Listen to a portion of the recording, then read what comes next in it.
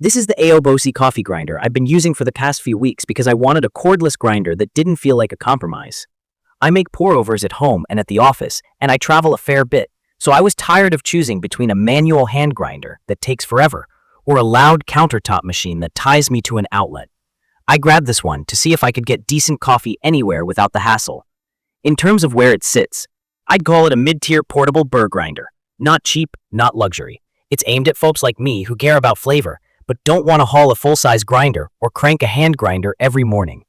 It's especially appealing if you bounce between home, office, and short trips and want one grinder that can come along day to day.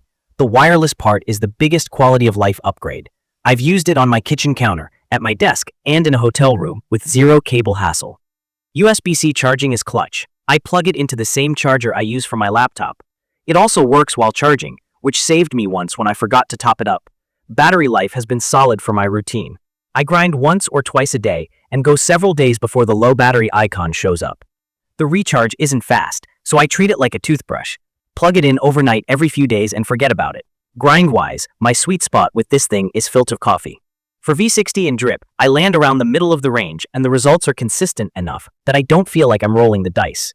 Taste-wise, my cups are clearer and cleaner than what I used to get from the cheap, ceramic Burr portable grinder I had before.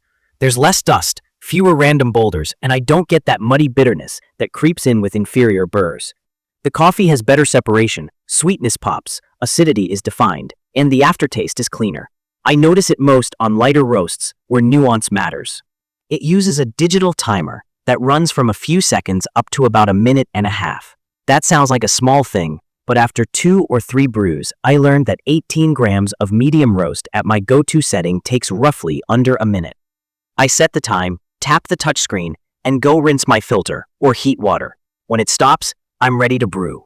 The touchscreen itself is straightforward, easy to read, and you get a battery indicator, so you're not surprised mid-grind. Speed is not its strength. Compared to my old Baratza Encore at home, this is slower. Think patient, not frantic.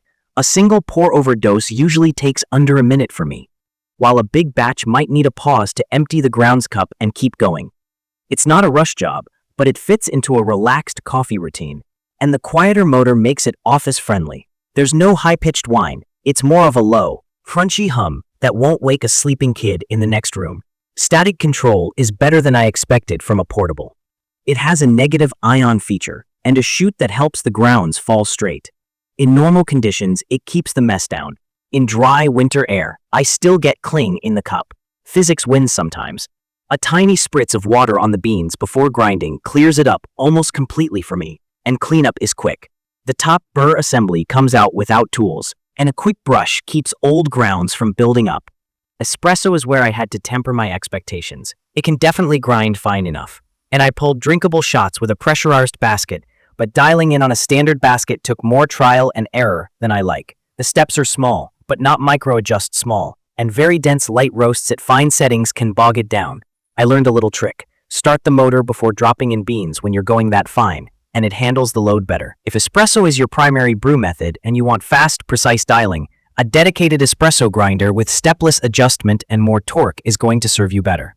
If espresso is an occasional thing and you mostly brew filter, this works. Capacity is a mixed bag. The hopper can hold a lot for a portable, but the grounds cup fills fast. So if you're doing a big batch for several people, expect to pause, empty, and continue. For single cups or 2 small mugs, it's painless. Weight and size are travel-friendly but not pocket-sized. Think travel mug footprint. It fits in a backpack side pocket and doesn't feel fragile. The exterior has a matte finish that hides smudges, and I like that it doesn't scratch easily. Compared to what I used before, this beats my old ceramic Burr wireless grinder by a clear margin in flavor and consistency. It also beats my Time More hand grinder in convenience by a mile on busy mornings or when I'm grinding for more than one person. Versus more expensive countertop grinders I've used, like a higher-end Baratza or a Fellow unit, those can be faster, more precise for espresso, and a bit more consistent at the extremes. But they're loud, require a wall, and don't move with me. I find myself reaching for the AAOBOSI more often during the week, simply because it fits my life better. If I had to sum up the benefits that actually matter to me, it's the freedom of cordless grinding, the flavor improvement over cheap portables, and the timer that lets me multitask. The drawbacks that matter are the slower pace, the occasional stall at very fine settings, and the long recharge time if you run it down completely. None of those are deal breakers for how I brew most days, but they're worth knowing. For value, it hits a sweet spot if you prioritize filter coffee and portability.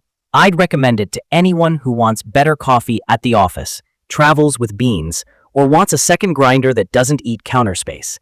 If you're a daily espresso-only person who obsesses over half-second shot timing and ultra-precise adjustments, this probably won't replace a dedicated espresso grinder.